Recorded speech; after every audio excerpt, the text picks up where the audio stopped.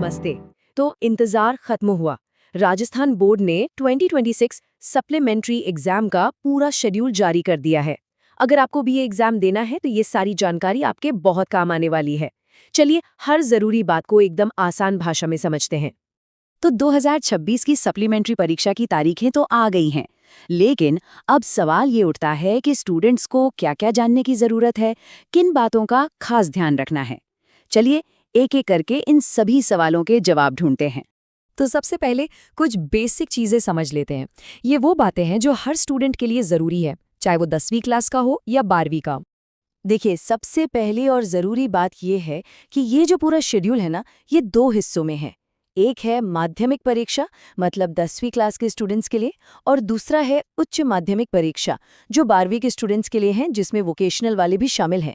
तो ये क्लियर रखना बहुत जरूरी है कि कौन सा शेड्यूल किसके लिए है। और हाँ, ये जानकारी तो सबसे ज्यादा जरूरी है, एग्जाम का टाइम। देखिए, इसमें अच्छी बात यह है कि सभी सप्लीमेंट्री पेपर्स के लिए टाइम एक ही रखा गया है, सुबह 8:30 बजे से लेकर 11:45 बजे तक।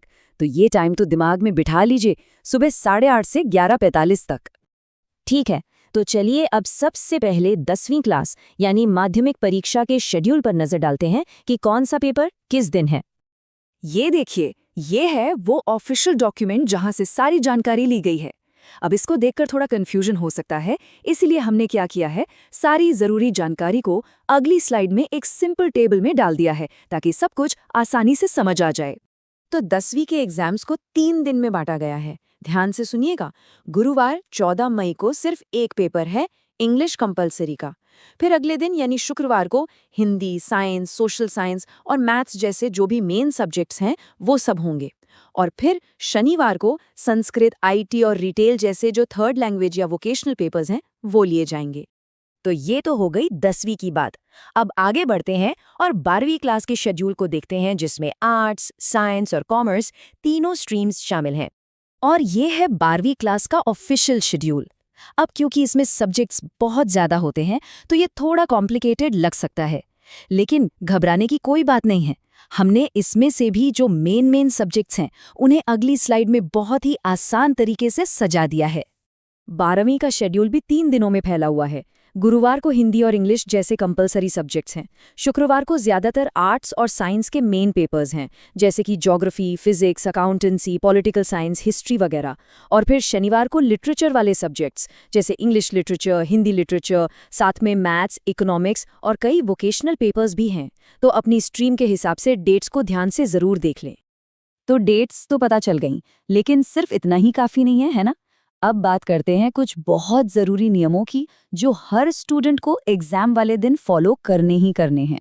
यहाँ पर एक बहुत ही ज़रूरी बात है जो विशेष आवश्यकता वाले स्टूडेंट्स यानी CWSN के लिए है। बोर्ड ने उनके लिए खास इंतजाम किए हैं।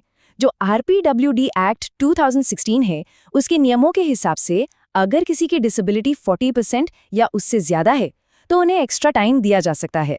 माइल्ड केसेस में ये 1 घंटा ज़्यादा मिल सकता है, और जो मॉडरेट या सीवियर केसेस हैं उनका मूल्यांकन अलग से होगा। अब आते हैं उस नियम पर जो सबको पता होना चाहिए। एग्जाम हॉल के अंदर क्या क्या नहीं ले जा सकते, तो सुनिए। Calculator, mobile phone, pager, digital diary या किसी भी तरह का कोई और इलेक्ट्रॉनिक गैजेट पूरी तरह से बैन है। इस बात का खास ध्यान रखें, वरना बहुत बड़ी प्रॉब्लम हो सकती है। अच्छा, अब बात करते हैं आंसर शीट की। उसे भरते वक्त भी 3 बातें याद रखनी हैं। पहला, अपना रोल नंबर सिर्फ और सिर्फ दी गई जगह पर ही लिखें, कहीं और नहीं। दूसरा, आंसर शीट पर कहीं भी अपना नाम लिखने की गलती ना करें। और तीसरा, कोशिश करें कि एक सवाल के जितने भी हिस्से हैं उन सब का जवाब एक ही जगह पर एक साथ दें। तो सारी जानकारी हमने देख ली। चलिए अब सब कुछ समेटते हुए एक फाइनल चेकलिस्ट पर नजर डालते हैं ताकि कोई भी जरूरी चीज छूट ना जाए।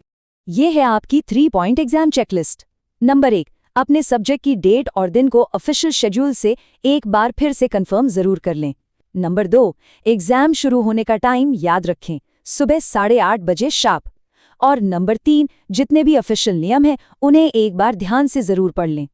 ठीक है, तो अब सब कुछ पता चल गया है, लेकिन एक आखिरी और सबसे जरूरी सवाल। अगर कोई भी बदलाव होता है या कोई नई जानकारी आती है तो सबसे भरोसेमंद, सबसे ऑफिशियल जानकारी कहाँ मिलेगी? और इसका जवाब सिर्फ एक है, Rajasthan board of secondary education की ऑफिशियल वेबसाइट। तो किसी भी कंफ्यूजन या अपडेट के लिए हमेशा ऑफिशियल वेबसाइट ही चेक करें। आपकी परीक्षाओं के लिए ढेर सारी शुभकामनाएं।